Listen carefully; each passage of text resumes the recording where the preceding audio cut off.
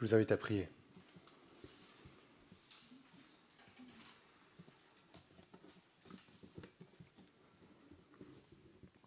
Oui, notre Dieu, aide-nous à voir ce matin à quel point la sainteté est belle. Aide-nous à voir à quel point le péché est dégoûtant et à rejeter. Aide-nous à voir à quel point ta grâce est grande et merveilleuse. Aide-nous à voir plus de la grandeur de Jésus au travers de ta parole. On prie que tu sois à l'œuvre par ton esprit dans nos cœurs et que tu sois glorifié. Dans le nom de Jésus. Amen. On ne sera jamais réellement libre tant qu'on ne servira pas le bon maître. C'est la chose principale que ce texte nous enseigne. On ne sera jamais réellement libre tant qu'on ne servira pas le bon maître. Et ça va à l'encontre de tout ce qu'on entend aujourd'hui par rapport à la liberté, par rapport à la notion même de liberté. Parce qu'on peut penser que la liberté, c'est de dire « ni Dieu ni maître ». Je suis réellement libre quand j'ai aucune contrainte, quand j'ai aucune autorité qui me gouverne, quand je fais vraiment ce que je veux. Ce passage va nous dire non. Être réellement libre, c'est être au service du bon maître. C'est être sous une bonne autorité. Ou alors on peut penser que la liberté en Christ, c'est la liberté de faire ce que je veux. Personne n'a le droit de rien me dire. Personne ne peut me mettre des contraintes. Non, nous dit ce passage, on n'est pas libre dans le sens qu'on est sans aucun maître, qu'on est sans aucune loi, mais on est au service de la justice. Ou encore, certains pourraient dire, mais la liberté en Christ, c'est être libre de pécher comme je veux. On est sous la grâce, on n'est pas sous la loi. On n'est pas sauvé par les œuvres, mais on est sauvé par le don gratuit de Dieu. Donc peu importe comment on vit, non ? Je peux faire ce que je veux. La réponse de ce passage, on l'a au verset 15 et Paul va la développer dans la suite. Quoi donc ? Allons-nous pécher parce que nous ne sommes pas sous la loi, mais sous la grâce ? Certainement pas. Certainement pas. Est-ce que la liberté en Christ, c'est une liberté de péché ? La réponse de Paul, jamais de la vie. Même pas en rêve. La vraie liberté, c'est être au service du bon maître. Et il y a deux choses principales qu'on va voir dans notre texte ce matin. La première, c'est qu'on a été libéré pour servir un nouveau maître. Et la deuxième, c'est qu'on a été libéré pour porter de meilleurs fruits. Et vous avez ça sur vos feuillets. Libéré pour servir un nouveau maître, premièrement. La question de ce passage, ce n'est pas de savoir si on a un maître, mais plutôt quel maître est-ce que l'on sert. On voit avec le verset 16, Romains 6 au verset 16, « Ne savez-vous pas que si vous vous livrez à quelqu'un comme esclave pour lui obéir, vous êtes les esclaves du maître à qui vous obéissez, soit du péché qui conduit à la mort, soit de l'obéissance qui conduit à la justice. » Il n'y a que deux solutions possibles pour chaque être humain. Soit on est esclave du péché, soit on est esclave de l'obéissance, ou comme il est écrit plus tard, de la justice, esclave de Dieu. C'est soit l'un, soit l'autre. Chaque être humain est esclave. Et la question, c'est de savoir, mais de qui est-ce qu'on est esclave ? Alors c'est vrai que ça peut être surprenant que Paul utilise ici l'image de l'esclavage. Il faut dire que l'esclavage, à l'époque, dans les premiers siècles, était très différent de l'esclavage qu'on connaît dans l'histoire plus récente. Une des différences fondamentales, c'est que ce n'était pas basé sur des critères ethniques. Mais peu importe les différences, ici, le but de Paul, ce n'est pas de justifier ou non l'esclavage, ou même de rentrer dans le débat. C'est plutôt d'utiliser une image de la vie courante que ces chrétiens de Rome connaissent et comprennent. Et Paul lui-même reconnaît que c'est une image qui est imparfaite. Il le dit au verset 19, au début. Il dit « Je parle à la manière des hommes, à cause de votre faiblesse naturelle. » Il utilise un langage humain. L'image de l'esclavage, c'est une manière humaine, illustrée, de faire comprendre qu'on est réellement, en tant qu'être humain, sous un pouvoir.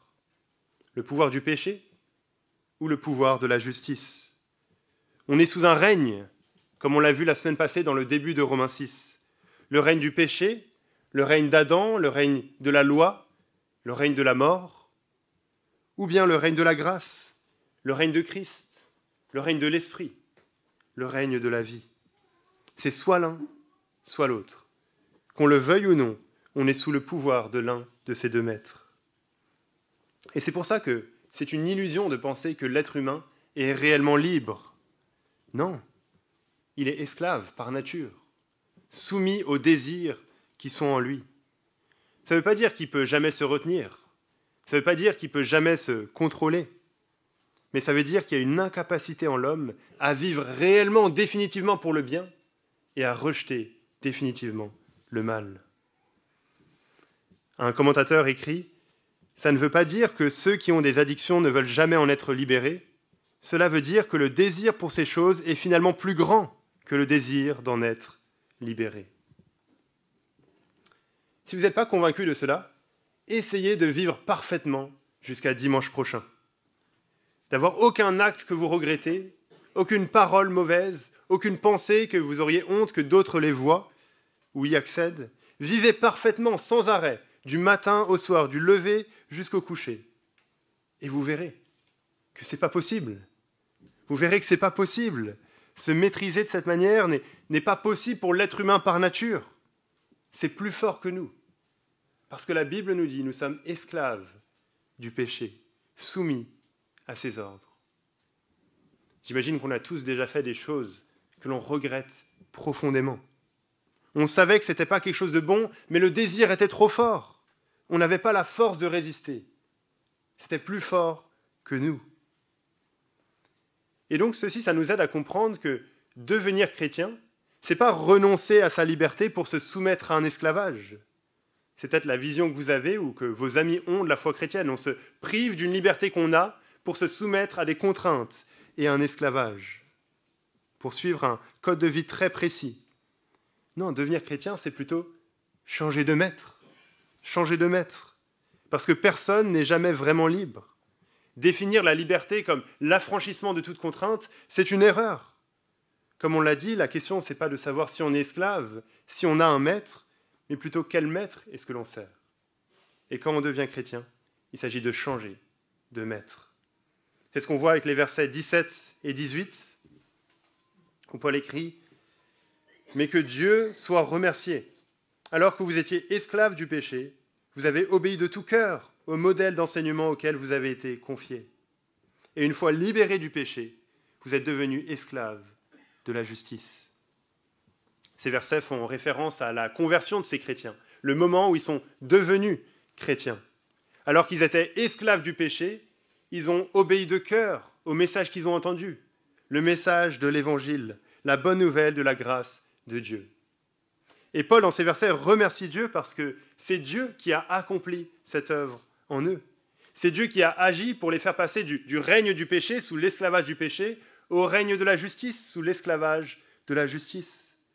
Le changement de maître s'est fait par un changement de cœur qui a été accompli, opéré par Dieu lui-même. Avant d'être chrétien, je pensais que les chrétiens, c'était des gens qui se forçaient à faire le bien, même s'ils n'en avaient pas envie, qui se forçaient à faire des choses qu'ils n'avaient vraiment pas envie, au fond d'eux-mêmes, de faire contre leurs désirs. Et je me disais, mais ils ont du courage quand même, les chrétiens, de vivre toute leur vie pour des choses qu'ils n'ont pas envie de faire, de se forcer à faire ce qu'ils rejettent. Il faut du courage pour faire ça. Et c'est pour ça que j'avais vraiment pas envie d'être chrétien. Pour moi, être chrétien, c'était être obligé de faire tout ce que j'avais pas envie de faire, et c'était être interdit de faire tout ce que j'avais envie de faire, ce que mon cœur voulait. Et peut-être que c'est votre vision de la foi chrétienne. Peut-être que c'est votre vision des chrétiens que vous voyez autour de vous ce matin. Si c'est le cas, c'est que vous n'avez pas encore réellement compris la foi chrétienne telle que la Bible la présente. Et que vous veniez depuis quelques semaines ou vous veniez depuis plusieurs années dans cette église, je vous encourage à creuser plus, à poser vos questions, pour vous intéresser à ce changement de cœur dont il est question ici. Un changement de cœur qui produit un changement de maître, des nouveaux désirs, un nouveau service. Ce changement de cœur, il est essentiel, parce que sans ça, sans être libéré de l'esclavage du péché, on ne pourra jamais vivre réellement de la bonne manière. Et c'est pour ça que les religions du monde se trompent. Il ne suffit pas de faire le bien pour effacer le mal que l'on a déjà fait. Il ne suffit pas de faire le bien le maximum qu'on peut de manière répétée pour vaincre le mal en nous. Non, on est esclave. Ce lien doit être rompu. Le pouvoir du péché doit être réduit à zéro. Notre cœur doit changer. On a besoin d'un nouveau maître qui nous amène à vivre pour la justice.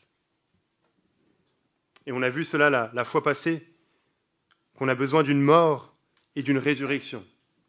Et que c'est ce que Jésus a accompli. Il meurt sur la croix en prenant sur lui la condamnation de nos péchés, et il ressuscite, il revient à la vie en ayant vaincu la mort et en ayant vaincu le péché. Et quand on place notre foi en lui, quand on place notre confiance en lui, on est unis à lui, unis à Jésus. Et en étant unis à Jésus, on est mort avec lui. Mort au péché, mort à l'esclavage du péché, mort à ce que nous sommes par nature. Et on est ressuscité avec lui, ressuscité avec Jésus, à une nouvelle vie, une nouvelle manière de vivre, un nouveau cœur, des nouveaux désirs. On change de règne, on change de maître. Et cela ne se passe pas au travers de nos efforts, au travers de notre bonne volonté, mais uniquement au travers de ce que Jésus a accompli sur la croix, et grâce à la foi que l'on place dans cette croix. Alors, si vous êtes ici et que vous découvrez la foi chrétienne, arrêtez de bien vivre.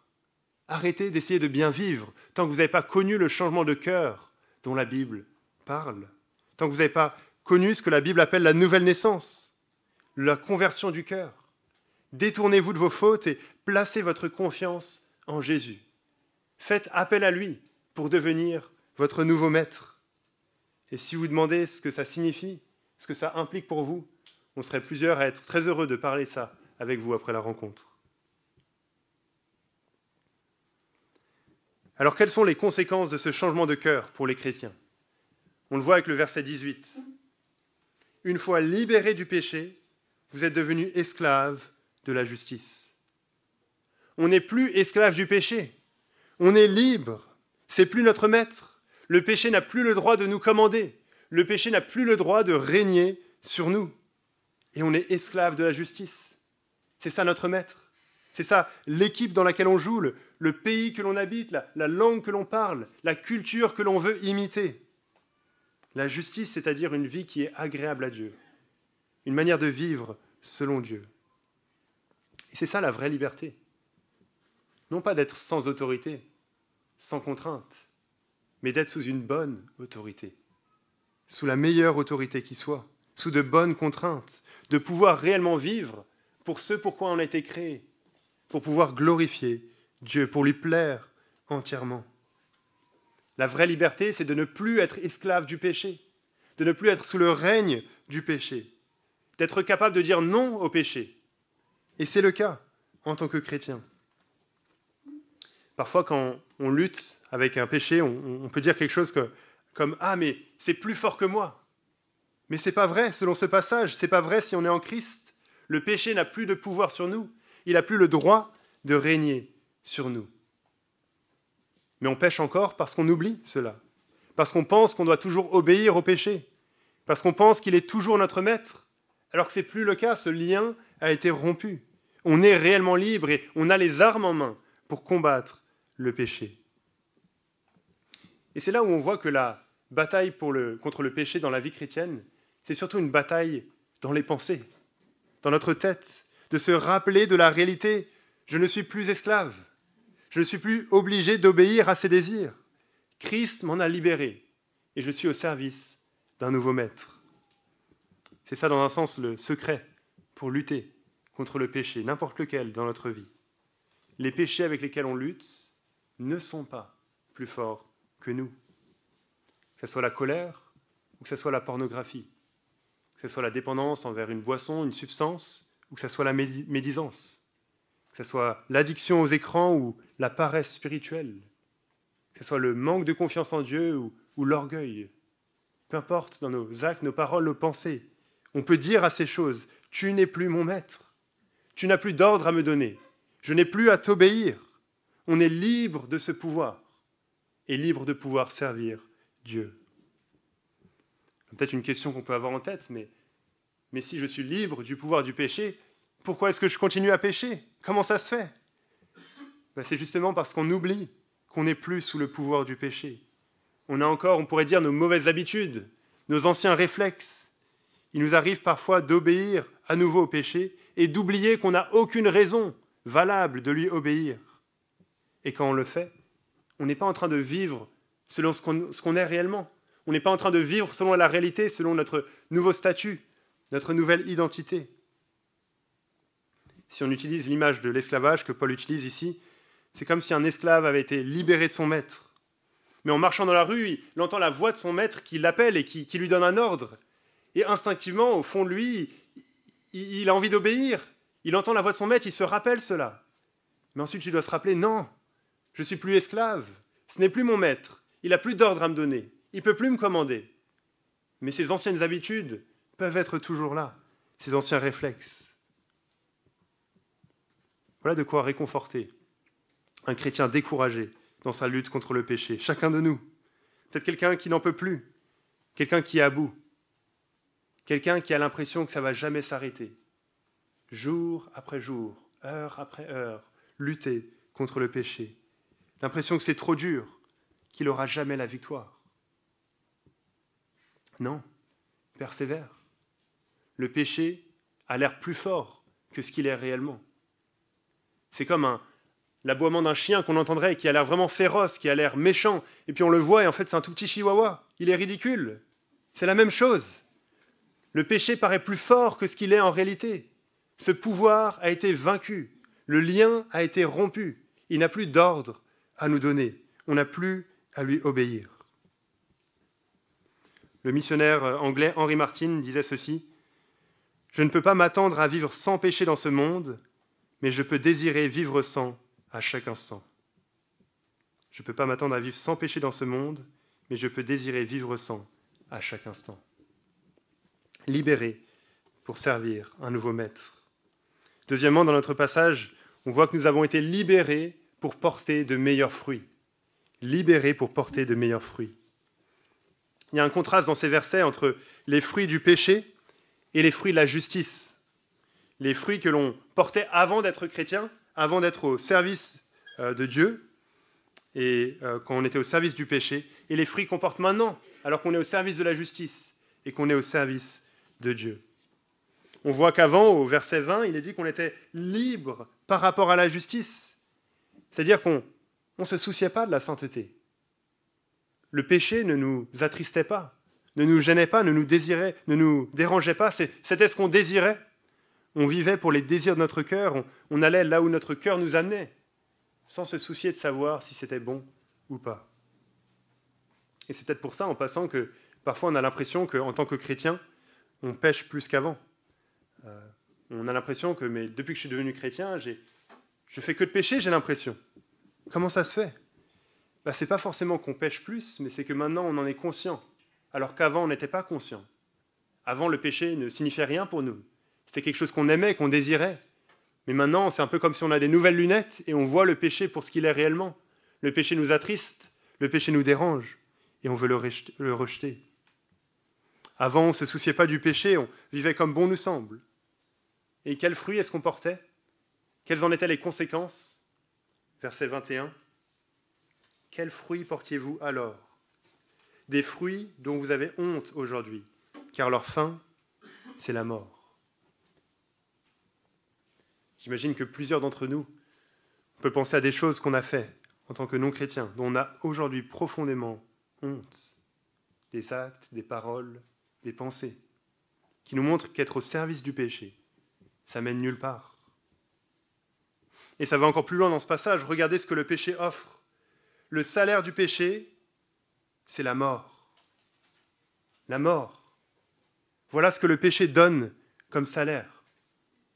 La mort physique qui est la conséquence de l'entrée du péché dans ce monde, qui ne faisait pas partie du monde tel que Dieu l'a créé. Voilà ce que le péché donne. Et ça nous montre à quel point le péché est un maître cruel. Parce qu'il n'y a rien de joyeux dans l'idée de la mort elle-même. Allez dans un hôpital, dans la chambre d'un mourant, et voyez que là, il n'y a rien de joyeux.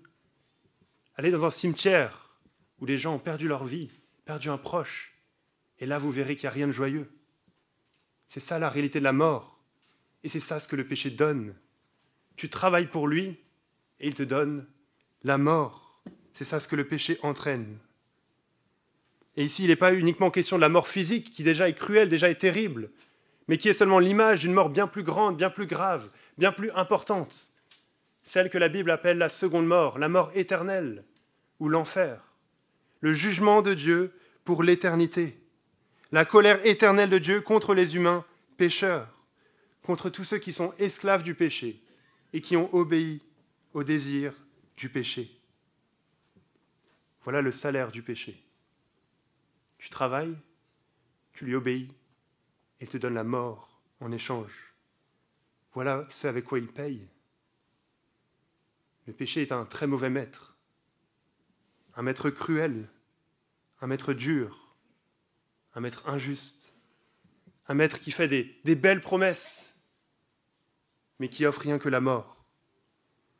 Le péché, c'est comme un beau fruit qui a l'air juteux à l'extérieur, qui a l'air bon, qu'on a envie de croquer, et une fois que tu le croques, il est rempli de vers, il est pourri, il est dégoûtant. Ne croyons donc pas le mensonge du monde qui nous fait croire que le péché est désirable, qui nous fait croire que le péché, l'impureté, c'est pour ça qu'il faut vivre, c'est ça qui est cool, c'est ça qui est à la mode. Ce n'est pas le cas. Le péché promet la vie, le péché promet le bonheur, le péché promet la satisfaction. Mais ce que le péché donne, c'est la déception, c'est la honte et c'est la mort. Quel contraste avec le fruit de la justice qui est décrit ici. Verset 22. « Mais maintenant que vous avez été libérés du péché et que vous êtes devenus esclaves de Dieu, vous avez pour fruit la progression dans la sainteté et pour fin la vie éternelle. » Déjà ici, on voit que le maître que l'on sert, c'est Dieu lui-même, on est esclave de Dieu. On n'est pas au service du maître cruel et injuste qu'est le péché qui donne la mort, mais on est au service d'un bon maître. Et ça, c'est une bonne chose. Malheureusement, on a eu tellement d'exemples dans l'histoire et dans nos vies d'abus d'autorité, de gens qui ont eu de l'autorité et qui en ont abusé, qui ont été des mauvais maîtres. Et du coup, on a le danger de rejeter toute autorité, de penser que si quelqu'un a du pouvoir, alors c'est forcément mauvais. Et c'est vrai que trop souvent dans ce monde, si on donne du pouvoir à quelqu'un, ça aura des conséquences désastreuses. Et on peut tous penser, j'imagine, à des dictateurs, des chefs politiques, mais aussi à des exemples plus proches de profs, de patrons, de parents. Mais la solution, ce n'est pas de rejeter toute autorité, de dire que l'autorité en elle-même est mauvaise, parce qu'il est question ici d'être esclave de Dieu, d'avoir Dieu pour maître. Et il n'y a rien de meilleur. On connaît son caractère, on connaît sa bonté, on connaît sa grâce, son amour envers nous, sa compassion. On sait qu'il est le Dieu qui a donné son Fils pour nous sauver, pour nous racheter. On sait qu'il n'utilisera jamais son autorité pour nous manipuler, pour nous tromper, pour nous décevoir. On sait qu'il tient ses promesses, il fait des belles promesses et il les tient. C'est au service d'un tel maître qu'on est, un bien meilleur maître. Mais on voit aussi dans ce verset 22 que le fruit que l'on porte, c'est la progression dans la sainteté ou la sanctification. C'est-à-dire qu'on devient de plus en plus comme Dieu veut qu'on soit et de moins en moins comme on était avant d'être chrétien. On met peu à peu de côté nos anciennes habitudes, nos anciens réflexes, pour apprendre à vivre dans la culture de notre pays, où la grâce règne. Grandir en sainteté, c'est une bonne chose, c'est une merveilleuse chose, c'est une chose désirable. C'est vivre de plus en plus en tant que vrai être humain, pour ce pourquoi on a été créé, la manière dont Dieu nous a créés, pour le glorifier. Le monde aujourd'hui veut nous faire croire non seulement que le péché est désirable, mais aussi que la sainteté est à rejeter, que la sainteté c'est dépassé, la pureté, mais c'est ringard. Non, c'est une bonne chose. C'est plutôt le péché qui est horrible, dégoûtant et, comme on l'a vu, qui a pour fruit la mort.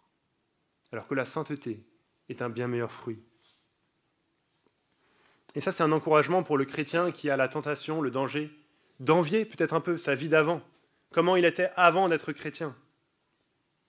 Imaginez Théo, un jeune chrétien depuis quelques mois, qui se dit « Ah, mais j'avais l'impression d'être un peu plus libre avant. J'avais l'impression de faire tout ce que je voulais. Tout semblait un peu plus facile. Et maintenant, les choses sont plus compliquées. Depuis que je suis devenu chrétien, je dois lutter contre le péché, lutter contre certains désirs que je ressens, essayer de changer. Je vais à l'église et parfois les gens sont un peu lourds. Parfois c'est contraignant. Est-ce que c'était pas mieux avant ? Non, Théo, tu n'étais pas libre avant. Tu étais esclave.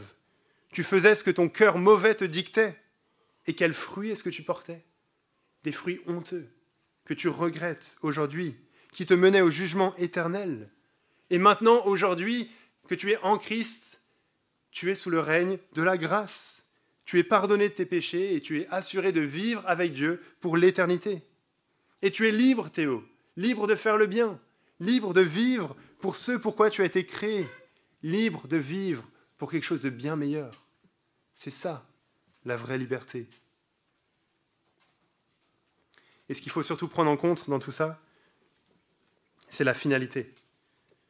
Verset 22, vous avez pour fruit la progression dans la sainteté et pour fin la vie éternelle. Contrairement à la mort éternelle qui est le salaire du péché, la conséquence d'être esclave de la justice, d'être sous le règne de Dieu, c'est d'avoir la vie éternelle comme finalité. L'assurance de vivre avec Dieu pour toujours, dans un monde bien meilleur à ce que l'on connaît ici-bas. Un monde parfait et éternel, où la mort, si terrible, si cruelle, ne sera plus.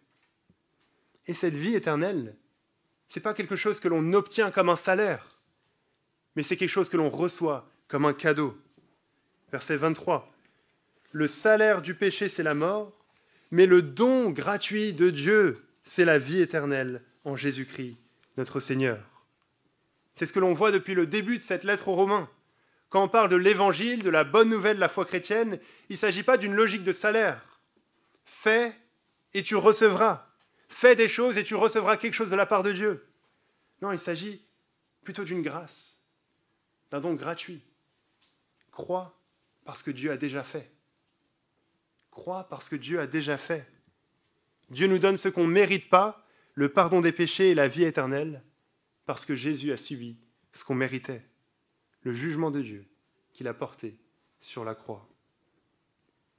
Dans la foi chrétienne, il n'est pas question avant tout de règles, d'étiquettes, de signes extérieurs, et même pas de morale ou quoi que ce soit d'autre, mais il est avant tout question d'un sauveur, d'une personne, Jésus-Christ, qui vient sur cette terre pour régler le problème de la mort éternelle, cette mort qu'on mérite tous, ce jugement qu'on a entraîné.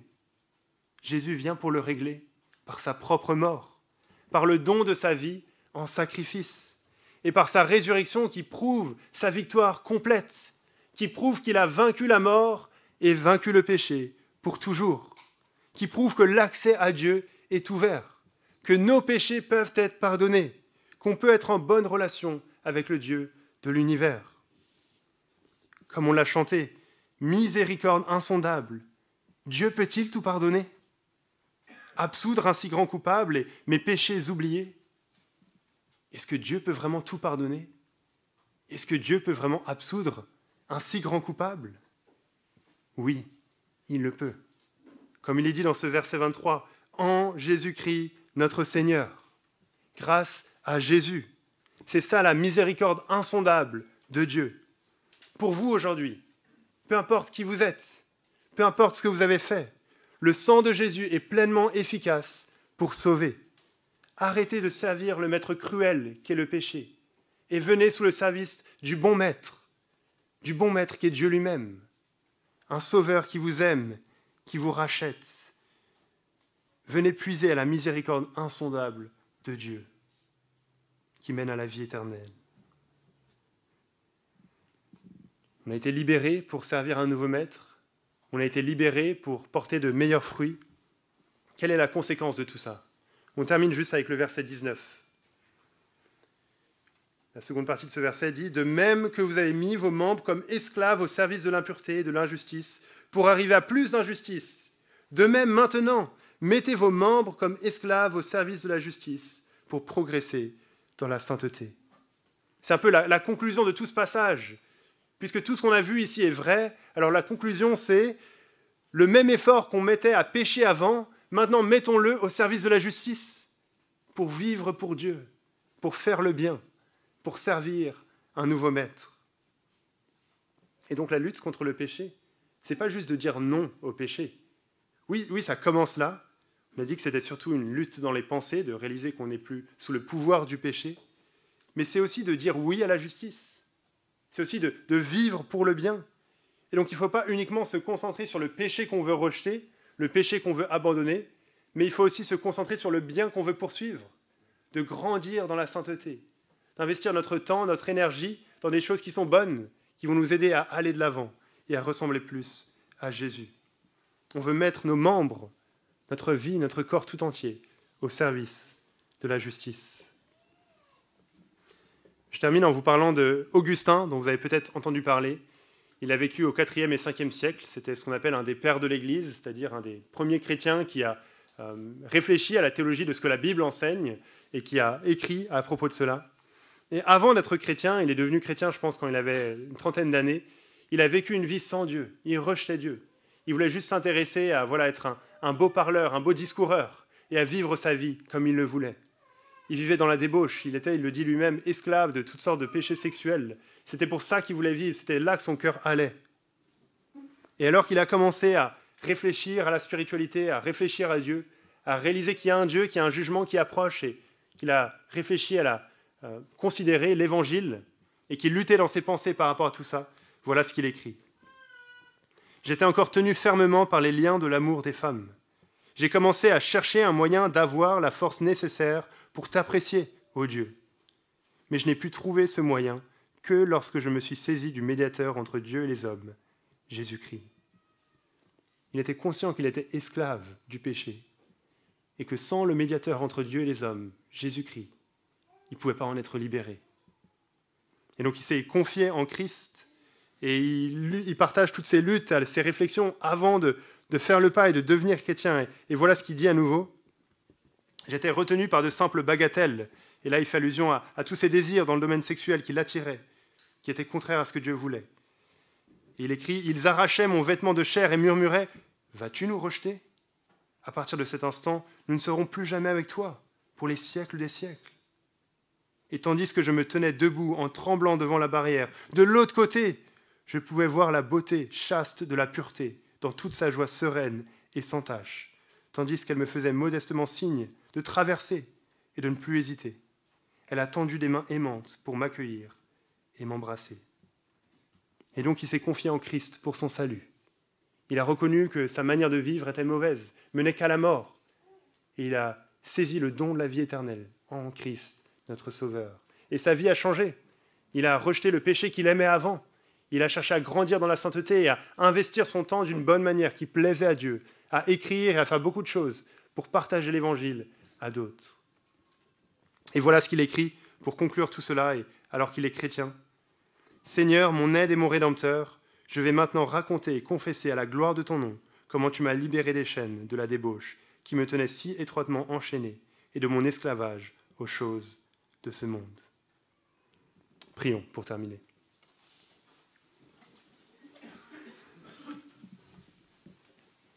Oui, notre Dieu, merci pour ta parole qui est claire sur la condition de l'être humain, esclave du péché. Merci notre Dieu parce que tu as montré à Augustin et à beaucoup d'autres comment on peut en être libéré en Christ. Merci pour la liberté que l'on peut avoir grâce à lui, le pardon des péchés et la vie éternelle. Aide-nous notre Dieu pour ceux d'entre nous qui sont sous ce règne de la justice à vivre pour toi de toutes nos forces, à te servir avec joie et avec zèle. Notre Dieu, on te prie pour ceux d'entre nous qui sont toujours sous ce règne, sous l'esclavage du péché, soumis à ses désirs. Notre Dieu, que tu puisses agir dans leur cœur pour leur montrer la réalité de leurs conditions, qu'ils puissent voir l'horreur et la gravité du péché, qu'ils puissent voir la finalité de la mort, même aujourd'hui, pour saisir le don de la vie éternelle en Christ. On prie ces choses dans le nom de Jésus et pour sa gloire. Amen.